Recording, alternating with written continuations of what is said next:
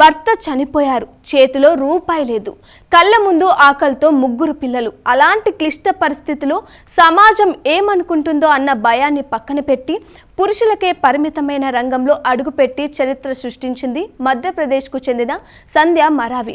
2016లో భర్తను కోల్పోయిన సంధ్య ఎవరి మీద ఆధారపడకుండా తన పిల్లలను పోషించుకోవడానికి రైల్వే కూలీగా మారాలని నిర్ణయించుకుంది. జబల్పూర్ రైల్వే స్టేషన్లో ఎరుపు రంగు చొక్కా ధరించి చేతికి బ్యాడ్జ్ నెంబర్ 36 కట్టుకొని దేశంలోనే మొట్టమొదటి మహిళా కూలీగా రికార్డు నెలకొల్పింది.